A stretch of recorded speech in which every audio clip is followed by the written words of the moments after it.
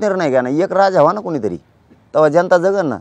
तुम्हाला 17 जणांना विचारायचं आणि मग यायचं निर्णय घ्यायचे, कसं होईल? पहिल्या राजाला दया होती, तर दया माया काय आहे का नाही यांना? जबाबदारीच यांची आहे ना, राज्य कसं चालवायचं, काय करायचं. शेवटी जनता बिथारल्यावर जनता काय करणार आहे? तुमचं उदं उदं थोडे करणार आहे. तुम्हाला साध्या गुलालाचा राग आला, हां? राजाने तसा निर्णय घ्यावा. 3 राजे आहेत, तसा निर्णय घ्यावा.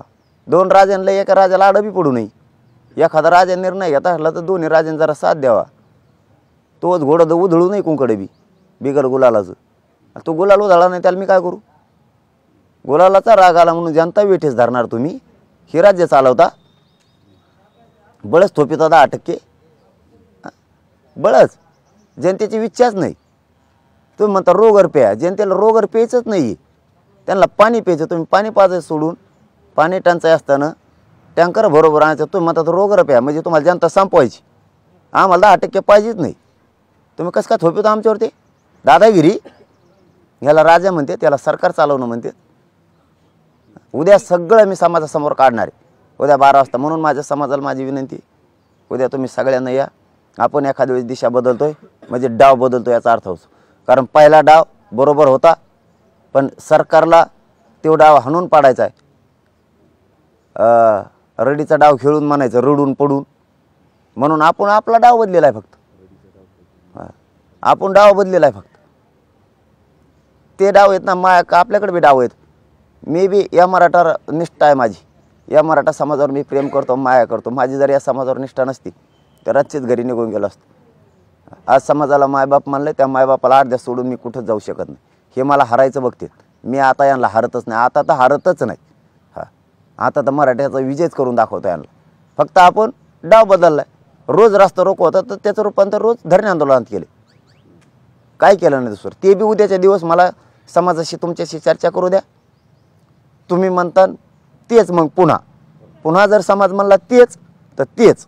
फक्त आजचे दिवस रस्ता रोको आहे, त्याचं आजपासून धरणे आंदोलनात रूपांतर करा. आणि 25ला दुपारी बांधवांनी इकडे या, म्हणजे याच अंतरवालीला. डाव आणि रडीचा डाव असं तुम्ही म्हणलात आता, दोन्ही शब्द तुम्ही वापरला. तुमचा डाव, त्यांचा रडीचा डाव. गेल्या 3 दिवसांपासून 1, 2, 3, 4 असे वेगवेगळे लोक तुमच्यावर आरोप करणारे, तुमच्या विरोधात बोलणारे दररोज एक तयार होत आहेत, ते करत आहेत. काय अडचण नाही. किती काय कर म्हणा. आता नवीन नवीन आमदार बसायला चालू केले. आता नवीन एक नवीन सापडून आणलाय. उंदरावणी मिशा वाढलेल्या त्या, त्यांनी इकडून थोड्या आता त्यो पाठीला आहे. काही असणारे बिचारे थोडेफार नाराज असणारे त्यो गोळा करतोय, मुंबईला गुलाल उधळायला घेऊन जातोय. आणि त्यांच्या माध्यमातून षडयंत्र रचायला लावलंय. तो मुख्यमंत्र्यांच्या जवळ आहे, आरोग्यमंत्र्यांच्या जवळच आहे. बघूयात, सगळ्यांचंच नाव घेऊ वेळ आली तर. आता त्याच्या माध्यमातून षडयंत्र थोडं रचना चालू दिसतंय असा अंदाज आहे. आता नवीन डाव बरेच जण कामाला लावलेत. त्यासाठी आम्ही बी थोडं आता सरकारला पहिला डाव सुधारणा म्हणून रडायला लागलं. राजा आलं तरी बी राज्य फेडायला तयार नाही. तुमच्यावरच राज्य बसलेलं आहे म्हणतो तरी बी आम्हालाच आमची बारी. तुम्ही दांडू खेळलेले आहेत का? तसं डाव आल्याला बी रडून सोडायचं, राज्य द्यायचं नाही त्याला. राज्यच घेणार आम्ही, तो ऐकू. ते सगळं महाराष्ट्राच्या समोर उद्या आणणार आहेत का? रडीचा डाव म्हणताय सध्या बिना नावाच आपण बोललो तेच करतो. कारण ते थांबत येत लगेच. हां, आम्ही थोडं अंदाजे जरी टोला हाणला तर ते म्हणते 100% आपलं नाव आहे. आणि त्याच्यामुळं मुख्यमंत्री आणि त्याचा मंत्री दोघं अडचणीत येणार आहेत. म्हणून मी या प्रेसच्या माध्यमातून मुख्यमंत्री साहेबांनाही सांगतो, आणि ते आरोग्यमंत्री येतात त्यांच्या याच्यातले येतं, तुमचे लोक तुम्ही थांबवा, डाव टाकायला लावू नका. नसता याच्यात त्याच्यामुळं तुमची बदनामी होणार आहे. आपलं सगळं स्पष्ट असतं. हां, तुमचं पाठबळ आहे म्हणून तो नाटकं करायला लागला आहे. हां, उली उंदरावणी मी शावाडीला तर पळतो इकडं तिकडं. हां, त्याला थांबवा.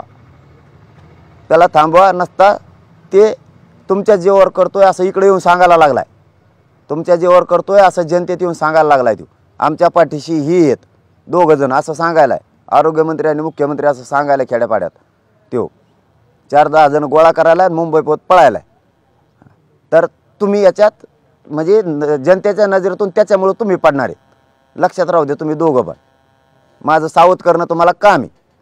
उद्या त्याला त्याने असं डाव यशस्वी करत राहिला, गोळा करत राहिला, कुठाने जर लांबीत राहिला तर सरळ तुम्ही दोघांनी हे घडून आणले असं आम्ही समाजासमोर उघडं पाडणार आहेत. तुमच्या नावाचं आणि त्याच्या पण नावाचं.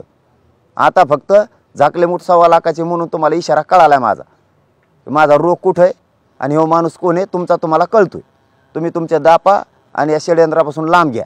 तुम्ही गोरगरिबांच्या मराठ्याच्या अन्नात माती काढायसाठी यांचा वापर करू नका. आम्हाला माहिती आहे तुमचे कार्यकर्ते आहेत हे तुम्हाला खुश करण्यासाठी खेड्यापाड्यानी लोक शोधित आहेत. पण हे तुम्ही दोघं आहेत हे त्याच्या तोंडातून शब्द गेलेले की आरोग्यमंत्री मायामाग आहे आणि मुख्यमंत्री मायामाग आहे. फोटो पण दाखवतो लोकाला तो. आणि कुठं मुठं एखादा अर्धा बांधव आमचा नाराज असलेला गोळा करतोय, मुंबईला गुलाल उधळायला घेऊन जातोय आणि त्यांच्या माध्यमातून पुढचं षडयंत्र रचलं जाणार आहे. तुम्ही थांबवा. कारण ते जर खोटं षडयंत्र तुम्ही रचित राहिलात त्याच्यात माझा मराठा समाज भरडला जाईल किंवा माझ्या मराठा समाजाचा आरक्षणाचं वाटलं होईल. आणि त्यालाही सांगतो उली मिशा वाड्यामध्ये शहाणा समजू नको स्वतःला. तू गोरगरिबांचं वाटलं करू नको. मराठ्यांची लढाई अंतिम टप्प्यात आलेली. मराठ्यांचा गद्दाराचा शिक्का तोया पाठीवर लागून घेऊ नको. तू मंत्र्यांसाठी काम कर किंवा मुख्यमंत्र्यांसाठी काम कर. आमचं दुखणं नाही आहे. आमचं दुखणं इथं आहे. मराठ्यात विष घालायचं काम करू नको. जर मराठ्याच्या नजरेसमोर आला तर मराठे तुला परवडणार नाहीत.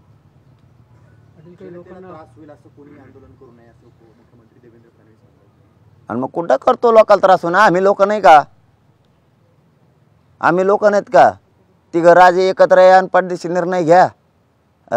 वेटीस धरू नका आम्हाला. अधिसूचना तुम्ही काढली किती दिवस झाले? आज आहे ना 24 तारीख. काढली 16 तारखेला तारीख संपली ना.